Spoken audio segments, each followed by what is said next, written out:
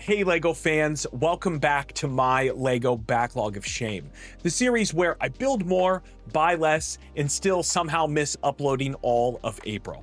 Look, April was chaos. We had Easter, my birthday, 2 trips to Florida, 1 to Canada, so yeah, I got a bit behind in my upload schedule. But on that first trip to Florida, I did manage to build some LEGO. The Pink Flamingo, Exotic Parrot, and Tropical Toucan, and today I'm finally reviewing them.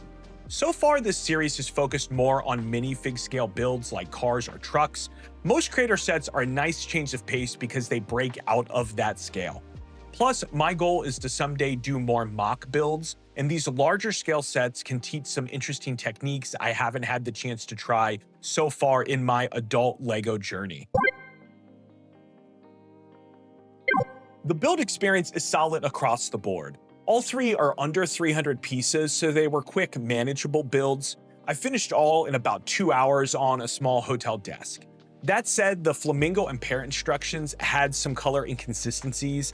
I caught myself having to guess if I was using the right shade of pink or blue a few times, which is never fun. I also had the pleasure, or honestly maybe displeasure, of having to build all 3 twice.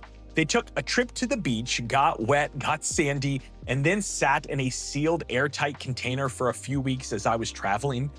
They definitely needed a deep clean when I finally had the chance to unpack at home. I really didn't enjoy that second build experience though. I'll try not to let that bias my score too much. It was honestly my fault that they weren't cleaned and rebuilt faster, but just keep that in mind when you see the final score. There's not much in terms of a traditional play feature here either, outside of some light articulation. They're definitely more display pieces than anything else. But as Creator 3-in-1 sets, the real play feature is rebuilding, and that's a mixed bag. The Parrot and Toucan alternatives just don't interest me at all. I don't think they look great. The Flamingo's alternative builds, though, are actually really great, and I genuinely might pick them up someday and add them to my collection. Displayability is where these birds fly high. The Flamingo has a ton of posing options thanks to the curved neck pieces the designers picked. The Parrot packs a surprising amount of detail into a small face that I think is great and really does look like a parrot. And the Toucan is easily my favorite, but that might just be because of the goofy watermelon slice it's snacking on. All 3 also include some floral bases that add a lot of color and personality and definitely fit the theme. Too many brick companies just toss flowers on everything these days, so it's nice that the flowers actually fit the build and add to what these items are. From a value standpoint, these are solid. The Flamingo comes in at under 9 cents a piece, and the Parrot and Toucan are closer to 8 cents. Pair that with price points that are under 25 for all 3, and these become super easy gift options for any collector.